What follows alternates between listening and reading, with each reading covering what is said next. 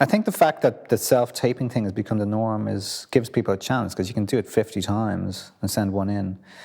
A lot of people have decent enough equipment to do it at home, and the people at the other end will tell you it is acceptable to do something on an iPhone and send it in. Taping yourself on iPhone or iPad is something that is increasingly something that I think actors are asked to do. So at least you can then redo it as many times as you like in the privacy of where you live before sending it off. And I think that's enormously helpful.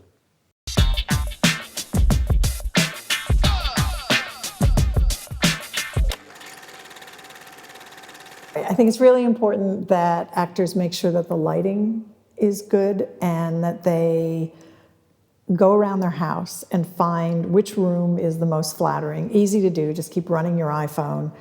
Same thing with makeup. So it bothers me when someone's really poorly lit or not as attractive as I know they are, and it's frustrating because then I don't have anything to present. More important than your camera, more important than your framing, more important than the action is your lighting. Your lighting has to be right.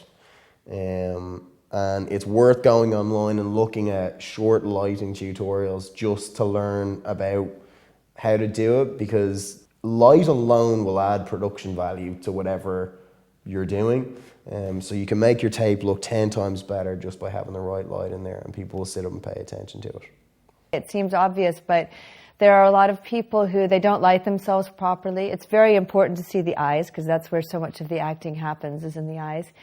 Try to get a thing with a bit of sympathetic light. It is important in the cinema, and people now are doing it. They're doing it all the time. So your competitors for the part will be trying to light themselves as well as possible. So you owe it to yourself to try to light yourself as well as possible, and not just hammer out, some blotchy, horrible looking version of yourself. And say, well, I'll have makeup on. Yeah, first of all, never sit in front of a light source like a window, but use God's light, because it's one of the best on these cameras that we use. So face the window by all means, and use that for your lighting if you can. Otherwise, if you're using lighting like this, be careful that it's natural and not overlit, but that the focus is here and that it's kept simple. The other thing that I've seen actors do is they just go way too far with, they make a mini film.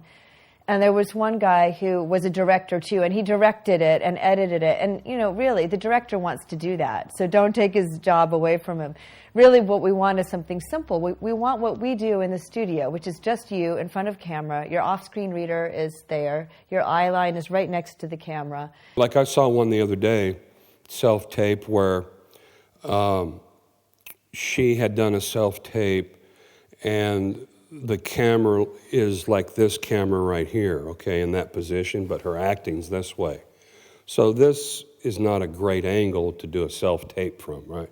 When really, in the self-tape, it should have been, I'm talking right here, I'm talking right here. And so the camera is as close as it can be to the eye line without you looking into the lens. There are so many bad self-tapes I've seen. But, try to make, first of all, that you can hear the actor. You might want to invest in a separate mic. They're not all that expensive, and it's a good investment in your career so that you can be heard. I think the mic really helps, actually. I helped an actor friend recently with one, and he did get the job.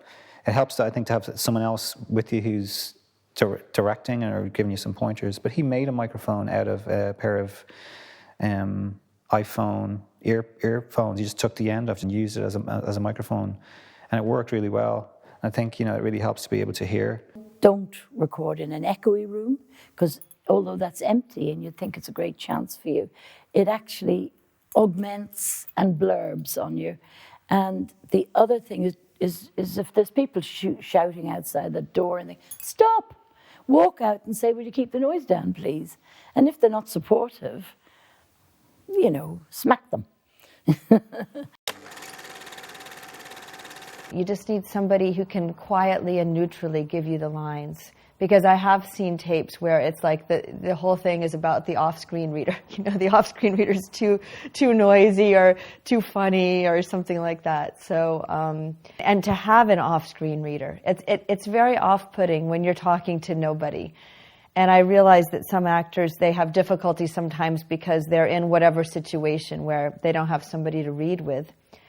But I have seen actors successfully do it in such a way that they can record the voice themselves and play it back, or even have somebody on a speakerphone giving the lines. Really, that can even work. Don't overprop. Don't overdo what you're going to do. Just keep it one-to-one. Only ever read with one other person. Try and get the best person you can, another actor, and a good another actor, because that will make you look better. Like I saw one the other day, and her background was the exact same color of her skin. So you learn with experience that a contrast back there would help. A relaxing environment, maybe gray or dark or white wall behind you. If you're doing a hospital scene, you don't have to go and shoot at the hospital. You know, you can just find a place in your home where you've got a blank wall, preferably gray or kind of bluish gray, and good lighting system, and you're ready to go. I can't imagine being an actor given the responsibility of doing a self-tape and knowing you might end up being up all night because you're trying to perfect it. So to me, part of what makes that an easier process is if you continue to do it on your own with just pieces of scenes and text and keeping that muscle going. I mean, in LA, you know, we often have classes called cold reading classes where you'll just get a piece of material you've only read for 5-10 minutes, and then you'll get up and do it. And in my class, we'll tape it.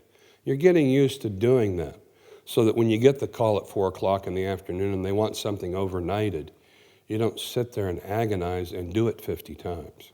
You do it 2 or 3 times like it's a real audition, and you move on.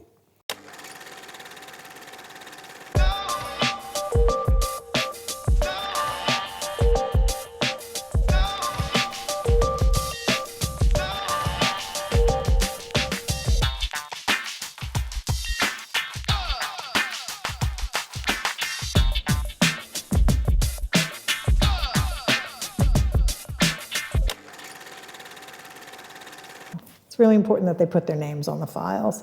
And on each file, if they could separate the different takes on different files so that we can choose to present the stuff that we think is going to give them the best opportunity.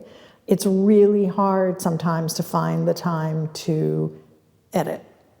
But if that's the only option, then send it to us, but take a break in between each take. Don't do them all run on. Just make it easier for us to present you.